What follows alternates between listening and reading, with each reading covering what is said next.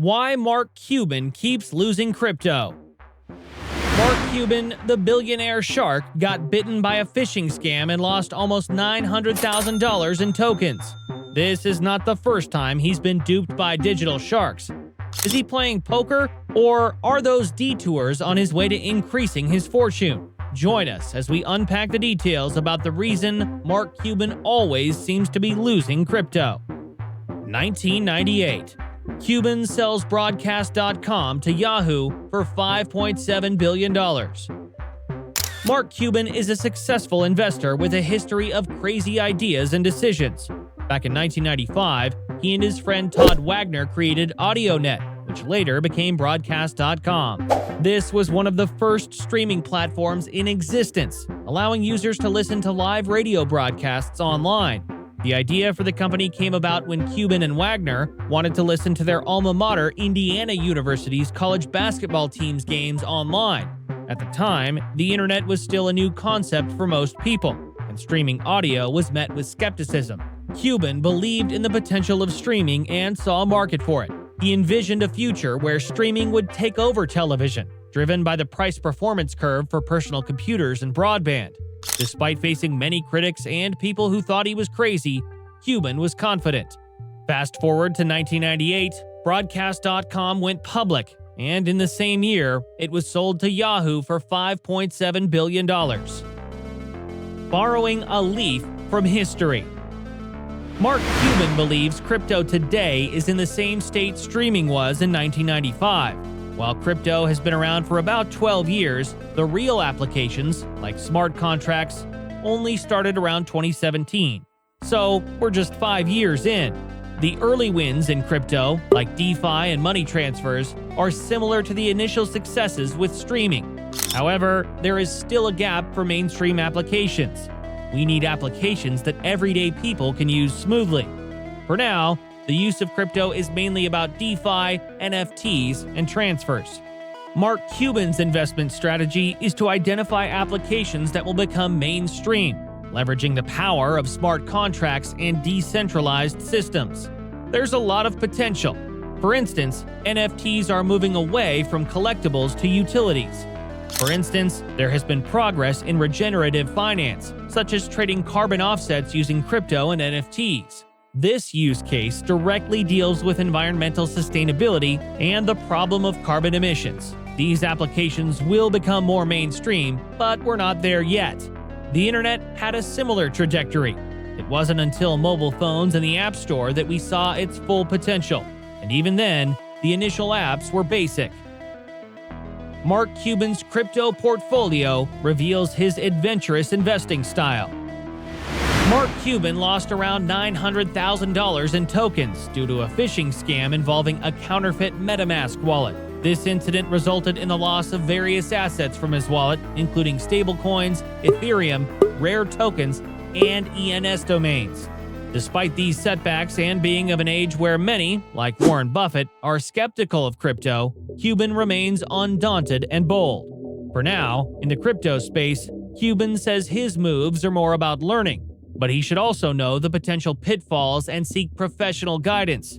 He joined the NFT craze in 2022 like many other celebrities.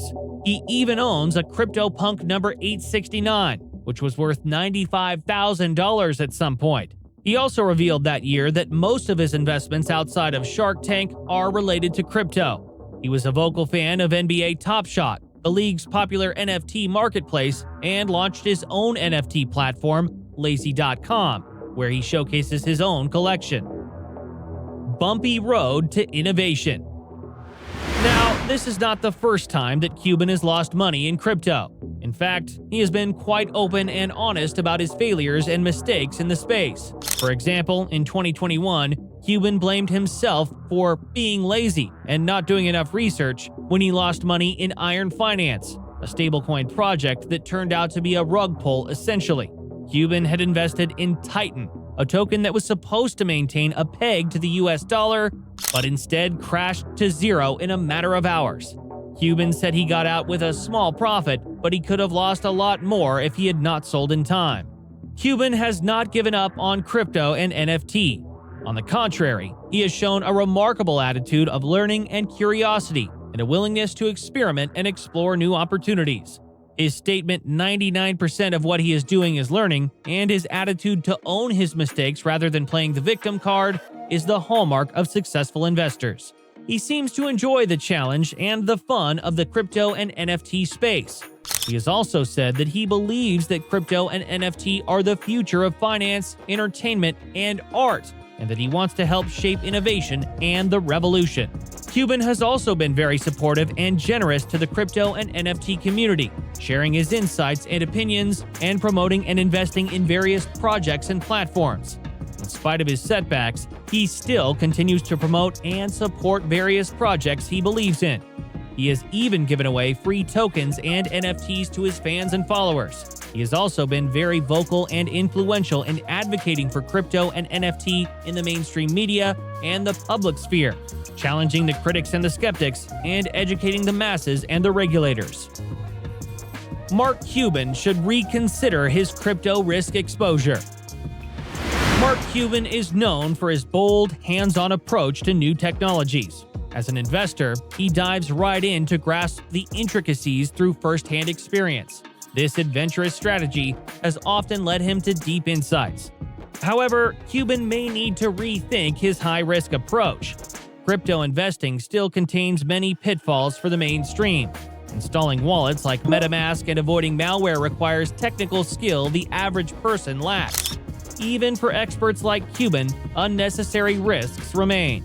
Rather than handling his crypto assets directly, Cuban could benefit from a digital asset manager.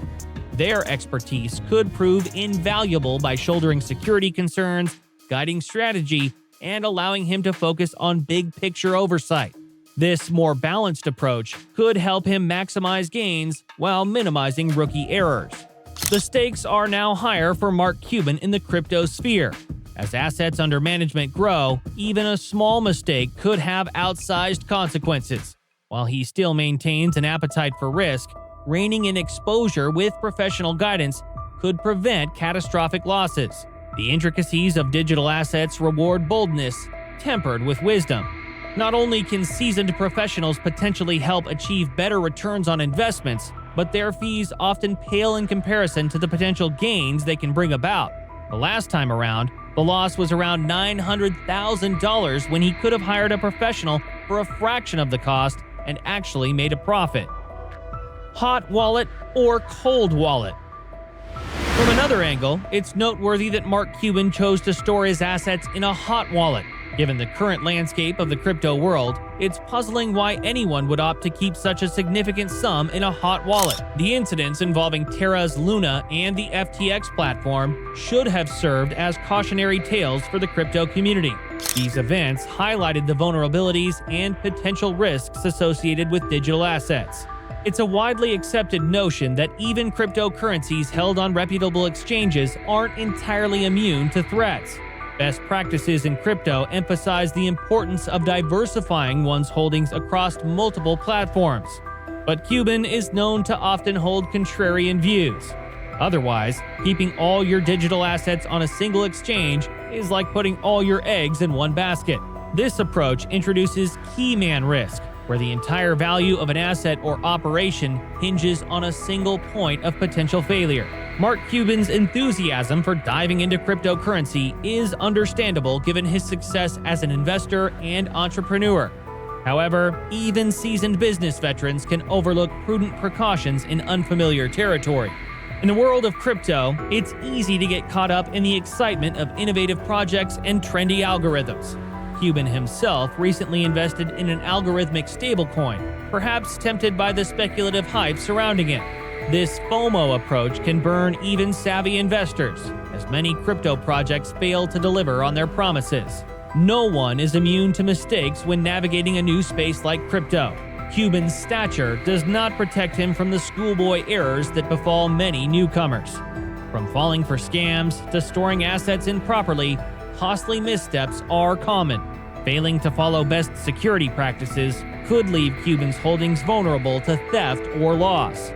One of Mark Cuban's admirable traits is his honesty when acknowledging gaps in his knowledge or mistakes he's made. He doesn't try to make excuses or play the victim. He openly admits when he's erred.